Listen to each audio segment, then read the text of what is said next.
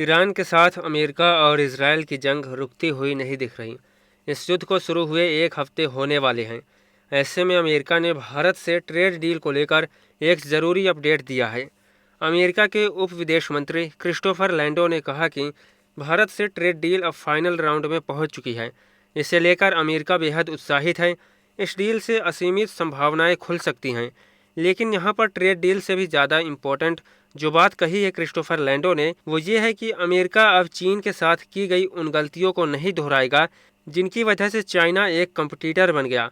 मतलब यहाँ पर अमेरिका कहना चाहता है कि वो भारत को चीन की तरह अमेरिका के लिए कंपटीटर नहीं बनने देगा। तो क्या यहाँ पर अमेरिका भारत की ग्रोथ को रोकने की कोशिश करेगा? वो भारत को इकोनॉमिक पावर बनने से रोकेगा? क्या है ये पूरा मामला, इसको हम डिटेल में समझेंगे। लेकिन उसके पहले अगर आपने अभी तक हमारे चैनल को सब्सक्राइब नहीं किया तो अभी सब्सक्राइब कर लें। तो चलिए वीडियो शुरू करते हैं। तो यहाँ पे अमेरिका के deputy foreign minister Christopher Landau ने कहा कि इंडो पैसिफिक क्षेत्र में भारत अमेरिका का एक स्ट्रांग पार्टनर है, लेकिन इस साझेदारी की कुछ सीमाएं भी हैं। क्रिस्टोफर ने कहा कि अमेरिका भारत के साथ वही गलती नहीं दोहराएगा जो उसने 2 दशक पहले चीन के साथ की थी। ये बात नई दिल्ली में आयोजित रायसीना डायलॉग में बोली गई है। लैंडो ने यहाँ पर यह भी कहा कि हम भारत अमेरिका ट्रेड डील को लेकर बेहद उत्साहित हैं, जो अब लगभग फाइनल स्टेज में है। लेकिन भारत को समझना चाहिए कि हम भारत के साथ वही गलतियां नहीं करेंगे जो 20 साल पहले चीन के साथ की थी। उस समय अमेरिका ने चीन को बहुत ज़्यादा फ़ायदा दिया, जिससे चीन तेज़ी से बड़ा हो गया और अब अमेरिका को ही चुनौती दे रहा है। क्रिस्टोफर ने आगे कहा, हम भारत को इतना बड़ा बाजार नहीं बनने देंगे कि आप आगे चलकर कई बिजनेस में हमें ही पीछे छोड़ दें। यहाँ पर हमें यह भी समझने की ज़रूरत है कि आखिर अमेरिका ने चीन के साथ कौन सी गलती की थी। तो पहले क्या था, भारत और चाइना लगभग एक ही स्थिति में थे। दोनों जगह गरीबी थी, इंडस्ट्री नहीं थी यहाँ पर। बल्कि मैं ये कहूँगा कि भारत कई मामलों में यानी जीडीपी पर कैपिटा और जीडीपी के मामले में चीन से बेहतर परफॉर्म कर रहा था। लेकिन 1990 के दशक के अंत और 2000 के दशक की शुरुआत में यूनाइटेड स्टेट्स ने चाइना को वर्ल्ड इकोनॉमी में तेज़ी से शामिल होने में मदद की। 2001 में चीन को वर्ल्ड ट्रेड ऑर्गेनाइजेशन में शामिल होने का समर्थन किया। चीन को अमेरिकी बाजार तक बहुत आसान पहुंच प्रोवाइड करी, जिससे चीन का एक्सपोर्ट अमेरिका में बहुत तेज़ी से बढ़ गया। इसका परिणाम ये हुआ कि अमेरिका में कई मैन्युफैक्चरिंग नौकरियां खत्म हो गईं। 1990 के दशक से लेकर 2010 तक हजारों अमेरिकी और यूरोपियन कंपनियां चीन में चली गईं। इसके कारण थे सस्ता श्रम, कम उत्पादन लागत, विशाल मैन्युफैक्चरिंग इंफ्रास्ट्रक्चर। इन कंपनियों ने चीन में फैक्ट्रियां लगाई और वहां से उत्पाद बनाकर पूरी दुनिया में बेचना शुरू किया। इससे चीन दुनिया की फैक्ट्री बन गया और इस प्रक्रिया में चीन को नई तकनीक, एडवांस मैन्युफैक्चरिंग टेक्नोलॉजी, वैश्विक सप्लाई चेन का अनुभव, वो सब कुछ मिला जो एक इकोनॉमिक पावर हाउस बनने के लिए ज़रूरी होता है। इसके साथ ही अमेरिकी और यूरोपीय कंपनियों को चीन में व्यापार करने के लिए कई बार स्थानीय कंपनियों के साथ ज्वाइंट वेंचर बनाना पड़ता था।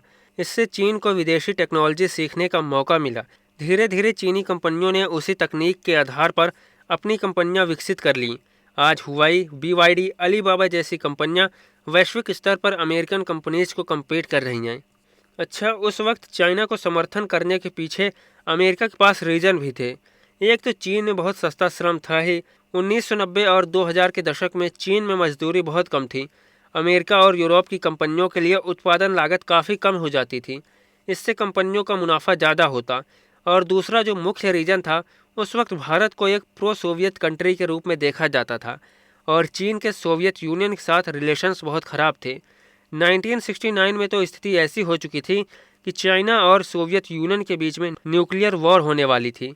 इसलिए अमेरिका और बाकी यूरोपियन कंट्री को चीन एक बेस्ट ऑप्शन लगा कोल्ड वॉर के दौरान एशिया में रसिया को काउंटर करने का और उसके प्रभाव को कम करने का, क्योंकि सोवियत यूनियन और चीन दोनों ही कम्युनिस्ट कंट्री थे और अमेरिका और पश्चिमी देशों का जो अल्टीमेट गोल था वो था दुनिया भर से कम्युनिज्म को समाप्त करना या कम्युनिज्म के इन्फ्लुएंस को कम करना। और इसलिए उन्होंने चीन का समर्थन किया और इसके पीछे उनकी सोच ये थी कि चीन को वैश्विक व्यापार में शामिल करने से उसका आर्थिक विकास होगा।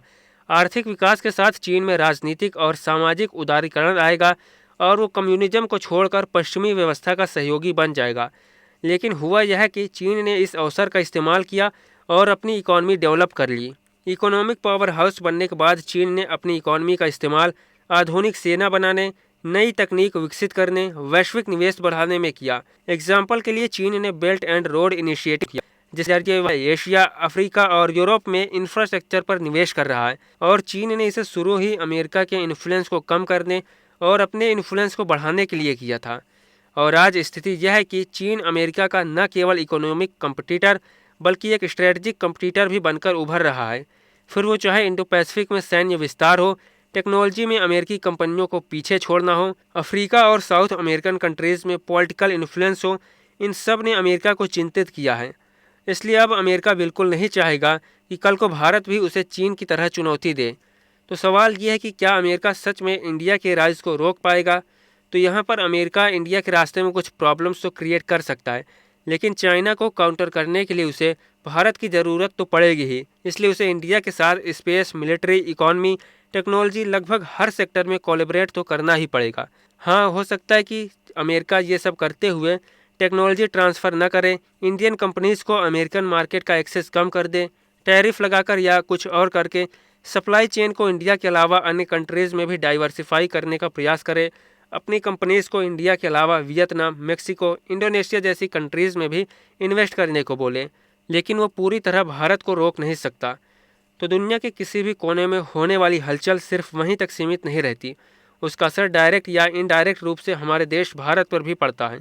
बदलती ग्लोबल पॉलिटिक्स, नई अलायंस, ट्रेड वॉर, कॉन्फ्लिक्ट्स, हर एक डेवलपमेंट हमारी इकोनॉमी, सिक्योरिटी और फ्यूचर को कहीं ना कहीं प्रभावित करता है। अगर आप चाहते हैं कि वर्ल्ड पॉलिटिक्स से जुड़ा कोई भी ज़रूरी अपडेट आपसे मिस ना हो, तो अभी हमारे चैनल को सब्सक्राइब कर